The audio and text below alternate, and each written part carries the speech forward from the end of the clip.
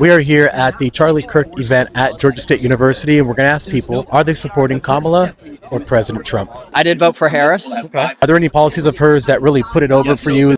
I don't agree with a lot of Trump's economic proposals. A lot of Wall Street bankers have come out and said that they don't agree. Who said that? Do you have a name or? I don't have a name, but I'm sure if you look it up, it'll come up. But also, one of his things is he wants to put tariffs on China. Do you think that making goods in the United States is more beneficial for the U.S., especially in times like a pandemic where our supply chain was destroyed because everything that we make is in China? For sure. But we have to consider that our phones, our cars, if that industry moves to the U.S., then we're going to have to spend a lot more money because those are American products. How do you feel when people say that we have a lot stricter emissions regulations? China is the biggest emitter of CO2 in the world, so it would make sense for climate change to move things here where we can actually have a stricter idea of what's being used, how many emissions are being conducted by the companies. So China they produce the most CO2, but the U.S., we produce more CO2 on average per person than people in China do. So you're not worried about how much total emissions are produced and go up into the sky. It's just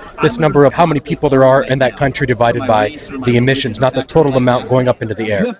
Well, I think the way that we're going to solve that is by moving to more renewable energy resources, which the Biden-Harris administration has put a really big emphasis on to make it easier and cheaper for U.S. citizens to buy solar panels and electric vehicles. Which are made in China, right?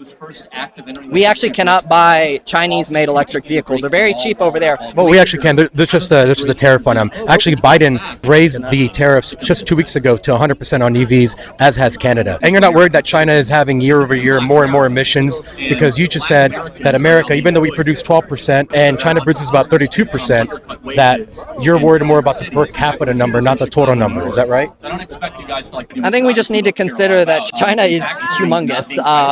When they produce 32%, the U.S. produces 12%. To me, it would make sense if you're worried about climate change to produce it in America where we actually have stricter guidelines. China doesn't have any guidelines, and they're actually producing more and more CO2 every single year.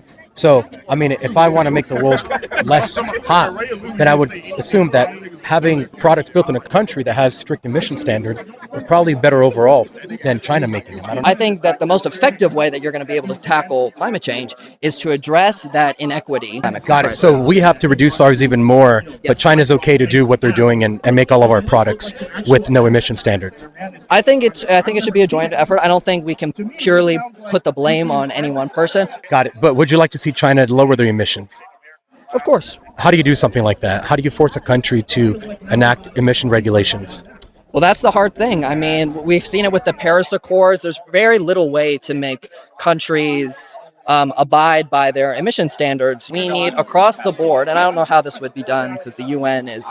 Well, I mean, you need a strategy, right? Like you need a carrot to hold over a country and say, do this or else. Right? I think that's typically how you get countries to do stuff. I think it's going to come down to financial incentive, similar to what the Biden administration has done with the bipartisan infrastructure bill, encouraging students by giving them tax breaks for homeowners to make. Wait, that's how we're going to get China to lower their emission standards? No, I'm talking about in general. Okay, I'm talking about in general holding countries to stricter. But that's just about us, though. I mean, what about China? So how do we force China to enact? If you say let's build everything there, no tariffs, which I mean the Biden administration kept about 95% of Trump's tariffs and actually enacted his own, which no one really talks about.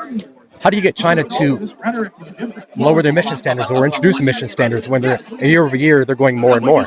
I think it's going to be the same kind of thing. It's just introducing financial incentives for their tariffs. No, I don't think that. I don't think that's going to be as effective. So then, how do you do it? Like I was just saying, I think their government needs to introduce financial incentives for their citizens to encourage more use of greener, cleaner energy. How would that incentivize them if they're producing things as cheap as possible right now? Right. So if you and I lived in China and the government said, listen, it's going to be super, super cheap for you to buy electric vehicles, to buy solar panels for your homes. That's to Chinese citizens or American citizens? We're talking about China right now. Okay, well, I mean, their purchasing power is nothing near what we have. So they're not buying cars. They're not buying solar panels. I think that's a very limited way to think about the world. I mean, if you look at the actual income per person, it's nowhere near America. So how can you say that? They don't have money to buy this stuff.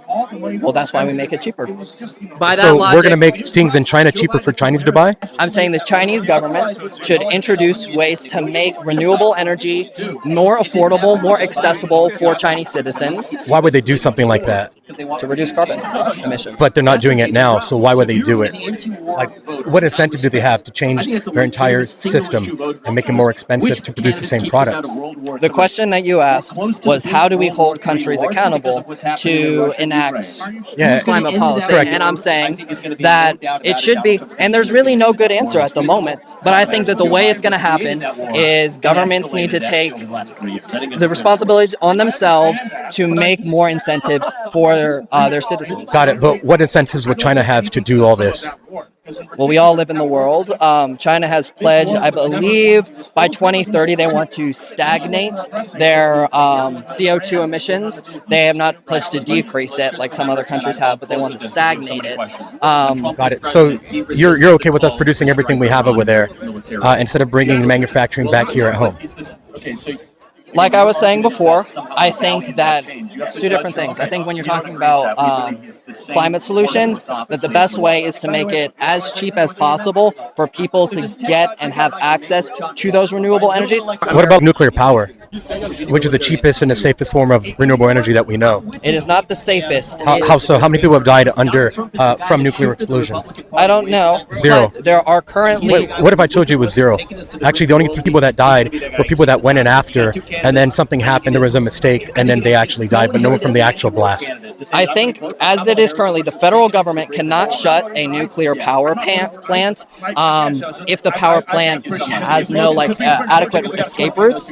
Got it, but should we build more nuclear power plants? Yeah, let me finish. So currently, there's not a lot of regulation around nuclear power plants. So I don't think Actually, it's one of the most regulated industries. That's why they can't get licenses to open any new ones. I just think that it's going to be the most effective. There are obviously some benefits to nuclear. I think the most effective way is going to make it as easy as possible for citizens to take advantage of green, clean power. I think that's really where Which is what nuclear power is. No, I'm saying like solar, wind. But now you have to produce new things. You have to mine for materials, create it, transport it, which is very environmentally unfriendly compared to just have it made here in nuclear power plants. There's no perfect solution to it.